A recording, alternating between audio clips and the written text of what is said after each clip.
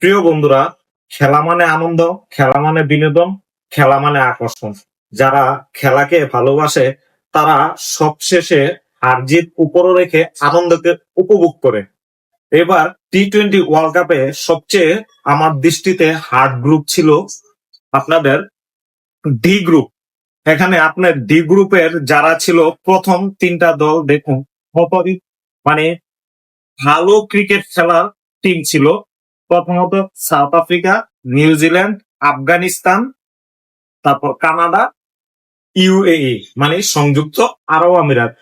এর ভিতর নিউজিল্যান্ড আর south Africa পরের রাউন্ডে যেতে পারবে, কিন্তু খুব কষ্ট লাগতেছে আফগানিস্তানের জন্য।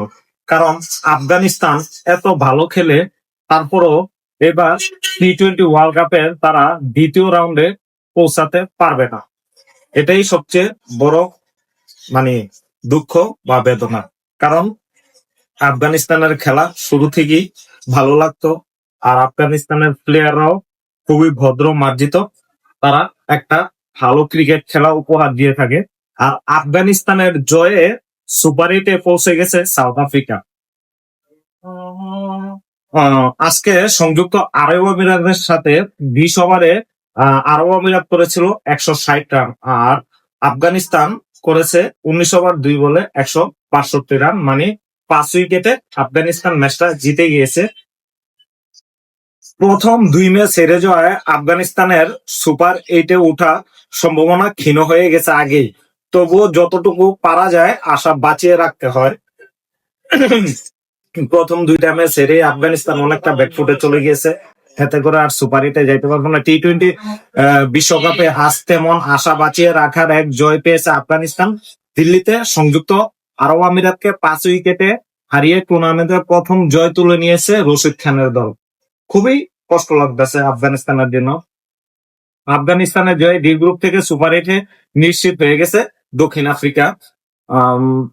টসে হেরে প্রথমে ব্যাট করে আরব আমিরাত করে 9 উইকেটে 160 রান, সোয়াব খান 68 এবং আলিশান শরাফও 40 রান করেন। তৃতীয় এই দুইজনের জুটিতে আসে 84 রান। আফগানিস্তানের হয়ে 4 ওভারে 15 রানে 4 উইকেট নেন আজমতুল্লাহ গুমরজাই। অধিনায়ক রশিদ নিয়েছেন 24 রানে 1 উইকেট। 15তম ওভারে মোহাম্মদ আরফানের হিট উইকেটের পাওয়ার পর এই উইকেটে তার 700তম। চিন্তা করা যায় রশিদ খান টি-20তে 700তম উইকেট, মানে টি-20 সকল ফরম্যাটে 700তম উইকেট আজকে পূর্ণ করেছেন।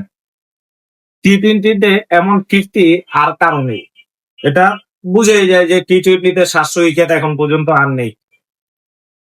163 রানের লক্ষ্যে ব্যাট করতে নেমে আফগানিস্তান দ্বিতীয় বলে হারায় রহমতুল্লাহ গুরজারের উইকেট। তবে আরেক ওপেনার ইব্রাহিম জর্দান ও বুমরজায়ের দৃঢ়তায়